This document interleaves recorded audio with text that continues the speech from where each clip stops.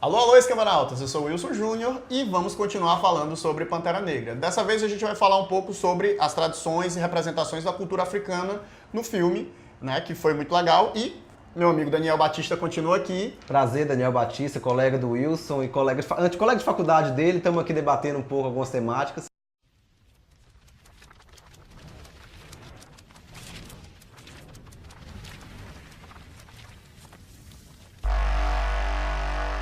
Mas hoje a gente vai falar um pouco sobre a questão das inúmeras representações que tem no filme, né? O filme, talvez um dos grandes acertos, principalmente da direção de arte, design de produção, né? Agora como é chamado, do filme, foi trabalhar e trazer diversas etnias, diversos grupos étnicos, até porque Wakanda se propõe a ser esse grande país que traz ali diversas tribos, diversos clãs da África para dentro dele.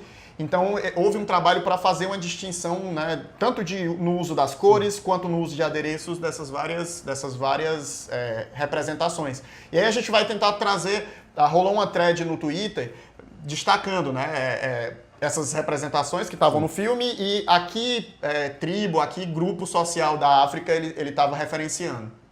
Bom, eu acho que a palavra que pode representar melhor o filme, para além da representatividade negra, que a gente vai trabalhar também, é a ideia de diversidade. Mas não é apenas a ideia de diversidade que é muito atrelada no imaginário social brasileiro. Quando a gente fala na diversidade social brasileira, na diversidade no Brasil, a gente geralmente tem a ideia de que, o Brasil é composto por vários grupos, várias cores, diversidade. Não, aqui a diversidade do Pantera Negra é a diversidade negra.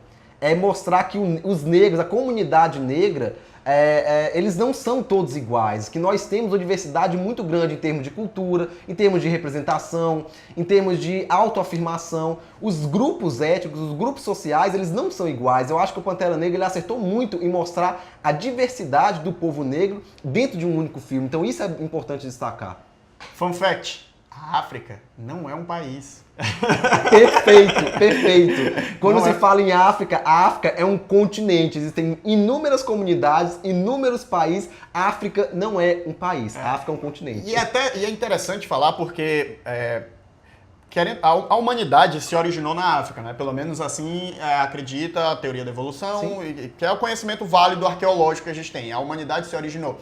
Tanto que a maior variabilidade genética da humanidade é na África, né? Por isso que você vai ter distinções tão grandes entre as próprias populações africanas ali. Mas para além desse aspecto biológico, essas demarcações de fronteira, a maior parte dos países africanos foram demarcações feitas durante o período de dominação, o período colonial. E isso, na realidade, uma infinidade de conflitos que a gente tem no continente africano até hoje foi por conta disso, né? Por conta de vários grupos étnicos diferentes, tribos, clãs, completamente distintos, serem fechados dentro do mesmo domo e colocados dentro de uma mesma espacialidade, dentro de uma mesma liderança para conviver, né? E isso gerou infinidade de problemas. Não só a África tem aquela divisão de país, mas aquela divisão de país ela é extremamente pequena em relação à questão de clãs e tribos que existem dentro do espaço africano, né? Dentro de cada país daquele você tem centenas de culturas tribais que estão dentro daquele mesmo guarda-chuva de um espaço territorial, né? Eu acho que essa comparação a gente pode inclusive transpor para o Brasil também, sabe? Porque isso é uma coisa que está muito no imaginário, no senso comum das pessoas assim, porque existem muitos problemas atuais no meio social africano, porque além de ser problemas advindos da colonização, os colonizadores chegaram, colocaram duas comunidades rivais ali no mesmo território, é óbvio que ia dar problema. Mas o Brasil não é diferente, gente. Sim. O Brasil são inúmeras comunidades. O Brasil do Amazonas é completamente diferente do Brasil da Bahia, que é completamente diferente do Brasil do Rio Grande do Sul. Até porque nós somos um país continental, né? É um país de proporções continentais, então a gente vê nas próprias relações políticas do país essa disputa de interesses, né? Cada espacialidade, a rixa Nordeste e Sudeste é um exemplo claro disso. E não apenas isso, que é muito interessante quando você transpõe esse imaginário para a África, que você diz, não, porque na África é muito conflituosa, na África eles não se entendem, a África é isso, a África é aquilo. Sim. Mas e o Brasil? Não, porque a África tem muito movimento separatista, os países estão todos brigando. Mas aqui no Brasil, a gente tem também, por exemplo, o movimento do Sulinho. O Sul é o meu país, aquele movimento que, sei lá, eu não vou caracterizar agora, porque, enfim, não rola, mas tem isso aí também, sabe? Você, até hoje, por exemplo, você pega os Estados Unidos, o embate que tem ideológico entre Norte e Sul, que começou na Guerra Civil deles, até hoje esse embate permanece, né? Ideologicamente, na questão da escolha dos políticos, das posturas em relação a questões sociais. Então, essa questão de conflitos entre espaços geográficos é natural, né? Acontece e faz parte da convivência humana ela ter conflitos. Sim. A questão é que na África a gente vai ter uma situação agravada por extrema violência colonial que o continente sofreu, né? A exploração das riquezas da África. Você vai ter países ali que tiveram seus minérios, que por sinal é uma temática que flerta bastante com a própria questão do Pantera Negra e do Vibranium, né? Com toda certeza. A gente vai falar um pouco e a gente vai jogar umas imagens aí para vocês verem algumas dessas culturas que foram representadas, né? Algumas dessas culturas que foram trazidas para dentro do Pantera Negra. Um dos líderes, né? A gente tem ali aquela nobreza, né? De Wakanda, que está na sala de reuniões lá com... de um dos clãs, né? E aí tem aquele prato de labial, um dos líderes tem o prato labial, e isso é um adereço que é muito comum na tribo dos Mursi e dos Surma. Mursi e Surma. São duas tribos da Etiópia e eles têm eles usam esse adereço, né, dentro da sua cultura. E na realidade esse adereço é um adereço que até em tribos indígenas, em algumas populações indígenas, fazem uso desses adereços labiais. Eu particularmente, mesmo que esse nome tribo ele venha no filme mesmo, eu prefiro a ideia de comunidade, porque talvez seja uma ideia menos colonialista que a gente imputa para eles. Entendo. O filme traz também, porque no fim das contas o filme é feito no contexto ocidental. Sim. Mas que eu acho muito interessante, porque grande parte das comunidades que são representadas no filme do Pantera Negra, eu particularmente não conhecia. Sim. Mesmo como estudioso, mesmo como ativista, muitas vezes tem coisas que a gente não se dá conta, e quando ele traz um filme desse, que ele tem essa preocupação, uma preocupação meticulosa e metodológica de trazer, de representar, de construir esteticamente e narrativamente essas figuras, a gente passa a procurar, que comunidades são essas que eu nunca ouvi falar? Aí assim, isso quebra a imagem do exotismo e traz a imagem de diversidade, não aquela questão da peculiaridade ou singularidade, mas são traços que poderiam estar com a gente também. E é interessante, por exemplo, que o líder lá da comunidade que usa esse adereço, ele tá com um terno. Sim. Ele tá com a imagem de um terno e é muito legal você ver esse contraste entre o moderno e o tradicional, né? E isso vai ser feito várias vezes. Porque é isso que eu acho que esse foi um dos grandes ganhos do filme do Pantera Negra, porque ele coloca esses personagens que fazem alusão a comunidades reais, a comunidades existentes, e esses personagens que têm esses traços estéticos, essa construção estética que faz essa alusão a essas comunidades, ao mesmo tempo, ele também faz uma alusão à realidade ocidental. Quando você vê aquele personagem que estava na imagem anterior com o prato labial, usando um terno, é um contraste. Olha, eu estou aqui representando a minha comunidade, eu estou representando a minha tradição, mas ao mesmo tempo isso não quer dizer que eu sou meramente um primitivo ou um selvagem, não. Essa ideia da quebra do primitivo, da quebra da imputação dessa estética primitiva, do lugar de primitivo, ela é muito genial. Isso é legal, que a gente pode traçar até um paralelo com as comunidades indígenas do Brasil, que as pessoas não aceitam que um índio use uma bermuda. Sim. Que aí você perdeu a sua característica indígena porque você está usando uma bermuda, ou porque você está usando, sei lá, uma moto, como se... para você manter essa característica da sua comunidade e da sua ancestralidade, você tem que abdicar de tudo que é moderno do mundo, né? É uma percepção muito bizarra. Então, para você viver essa comunidade, você tem que se adequar ao estereótipo que nós fazemos da sua comunidade. Sim. Então, isso é muito real. Isso é uma coisa que acontece muito das pessoas que são advindas de comunidades tradicionais, como comunidades indígenas e comunidades quilombolas também. Sim. Então, mas como é que você é quilombola, que você tá andando de moto aqui? Como é que você é um indígena da comunidade do Chacriabá e você tá aí usando um iPhone? Isso não pode. Você tá pegando um avião? O índio não pega avião. Como assim, gente? Sim. Então, assim, até essa ideia de índio, ela é problemática também, porque no fim das contas isso é a comunidade do Chacriabás, dos Yanomami. Então, assim, índio é uma coisa que abarca todo mundo e que no fim das contas ela não fala a respeito de nenhuma comunidade específica. É tipo falar África, né? É tipo falar África, é tipo falar como negro. Assim, existe uma diversidade muito grande no filme, mas para muita gente branca, para muito público, para o público branco, no fim das contas são todos negros. E cada um representa uma comunidade distinta. A própria comunidade que é retratada dentro do filme como Jabari, que são uma comunidade mais separatista, ela tem as suas peculiaridades também. Então elas representam elas representam algo, elas representam pessoas, elas representam singularidades, elas não representam apenas negros. Não, o Jabari fazem alusão a uma comunidade existente. Puxando isso que tu tá falando, é até interessante de alguns debates que eu tava vendo, como isso é representado muito bem no filme, na cena final, spoilers aqui, viu? Spoilers, por favor. Quando o T'Challa tá falando lá no Congresso, que como ele é o rei de Wakanda, e ele tá lá falando como rei de Wakanda pra um grupo de pessoas, e ainda assim ele é só um homem negro, né? Ele sai de dentro do espaço dele de Wakanda, e aí ele deixa de ser o rei T'Challa, ele passa a ser um homem negro. E aí o cara duvida do que é que ele tem pra oferecer, porque é um homem negro de um país da África falando que vai ajudar a gente. O que é que você tem pra oferecer pra gente? Uma nação de terceiro mundo, de fazendeiros, de pastores, o que é que vocês podem nos ajudar? Mesmo que fosse uma nação de fazendeiros e pastores, se o cara tá dizendo que ele tem algo pra ajudar, você devia pelo menos ouvir em vez de olhar com desdém e reprimir, né? Então, é muito interessante como o preconceito se constrói dessa forma. Mas, falando um pouco mais sobre os adereços, né? A gente tem a Queen, a Rainha Ramonda, né? Ela usa um adereço de cabeça que é uma indumentária Zulu. Talvez seja uma cultura fortíssima, né? Porque por conta da guerra que aconteceu lá, o conflito, a resistência colonial Zulu. A resistência colonial Zulu ficou tão famosa que até em jogos de videogame, que costuma não dar muita atenção a essas questões da cultura africana, o Zulu tá sempre lá, né? Como essa representação forte.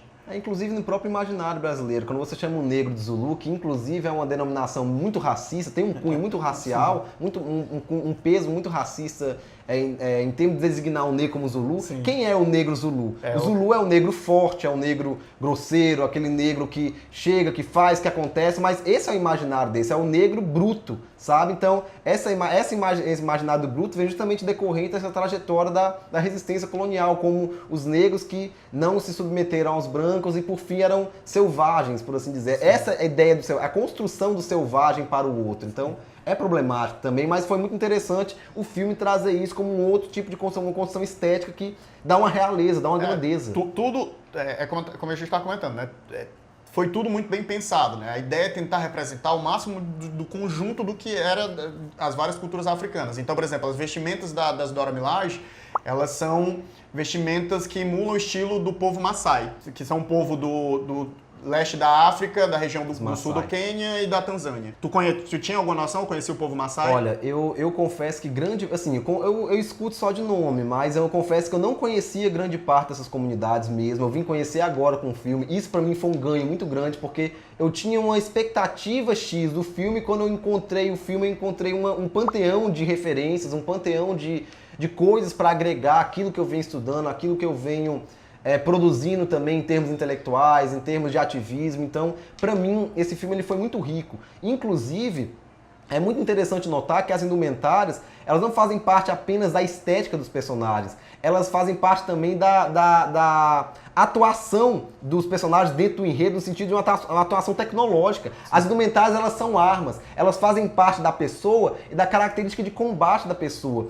E isso é muito significativo dentro das comunidades tradicionais africanas, porque a noção de pessoa no meio ocidental, ela parte da ideia de indivíduo, ou seja, o indivíduo, o sujeito único e indivisível, é ele que ele que constrói a sua movimentação social. A comunidade no meio ocidental é um conjunto de indivíduos. Nos meios de comunidades africanas, não. As comunidades tradicionais africanas, a noção de pessoa ela é completamente diferenciada. A noção de pessoa não passa por um único indivíduo. Se eu faço parte de uma comunidade, que eu talvez, por exemplo, utilizando um exemplo aqui como a Maasai, eu sou os Maasai. Os Maasai sou eu. Então é um sentimento de pertencimento que é completamente diferenciado. E quando você vê esses adereços, esse colar, por exemplo, eu posso estar utilizando aqui enquanto negro na condição de apenas um adereço estético. Mas para eles é como se fosse um rito de passagem, é como se fizesse parte da pessoa que eles são. E isso é interessante porque quando você entende que ele não está ali representando um indivíduo, e sim um clã, ou uma tribo, uma comunidade, a indumentária, ela é uma forma de você se conectar com essa comunidade, né? Então, quando você tem ali aquele série de trajes característicos, você está fazendo parte daquele conjunto, né? Você está fazendo parte daquele grupo. E aí a gente, por exemplo, tem um que eu achei muito legal, e falando dessa questão da vestimenta ser arma, e eles usam uma série de casacos. E pra mim foi até esquisito, porque a gente acaba com a imagem mental do norte da África. A imagem mental mais presente é a imagem da África subsaariana, África desértica, África quente. Quando você vê a pessoa com uma série de casacos aqueles panos, né, grandes, você fica, meu Deus, que calor, né, o pensamento. E aquilo ali é um escudo, é uma arma deles. Então, como eles estão na fronteira, eles representam a muralha que vai impedir a primeira tentativa de ingressar em Wakanda. Não, mas mais que isso, é importante também porque choca a imagem de que, querendo ou não, a gente é tão bombardeado por um tipo de África que quando a gente recebe uma imagem diferente, a gente estranha. Mas no fim das contas, a África é um continente gigante. A África tem áreas super frias. E na realidade, mesmo em ambientes de calor, determinadas indumentárias que cobrem o seu corpo, elas servem para proteger. Aquele casaco, aquela capa, eles chamam de Basotho, né? São cobertores Basotho. Eles pertencem à comunidade Lesotho, mas também tem um paralelo com a comunidade Sesotho. Sim. São, como eu estava falando, são clãs que eu desconhecia. É muito legal você ver porque ele vai despertando você para outras possibilidades de África, né? Outras culturas africanas. E outras possibilidades de ser negro também, sabe? Porque normalmente, assim, se a gente imagina o negro no mundo ocidental, ou a gente imagina ele ou num gueto ou numa favela, e se a gente imagina ele na comunidade africana, geralmente com aquela imagem tribalizada e primitivizada. Sim. E quando você vê essa diversidade, você está trabalhando também tipos diferentes de existência negra. E que, na realidade, é até interessante, eu gosto muito de pensar nisso, porque, assim, Wakanda acaba sendo um país de fantasia, mas a África é um continente que tem vários países que são industrializados, tem países que são desenvolvidos, que tem área urbana. Então, a imagem que se vende é, obviamente, aquela imagem de tribo, de clã, de natureza, mas deve ser tão chocante para quando você tem essa imagem mental, por exemplo, de África, e você vai, por exemplo, para África do Sul, para, sei lá, Joanesburgo. Sabe que você está chegando numa das maiores cidades do mundo e tal. Então, eu acho interessante Wakanda também porque ela faz essa sensação ela quebra um pouco essa sensação de só da África natureza, né? Só da África. Apesar de que a natureza está presente e aparece muito bem sincronizada com a cidade, mas quebra um pouco essa imagem, né? A gente tem, por exemplo, uma coisa que eu achei legal, que é a Shuri e as Dora Milaje, elas usam aqueles anéis de pescoço. Indbelly. Indbelly. Eu acho que é assim, eu não sei. Tá? A pronúncia é difícil.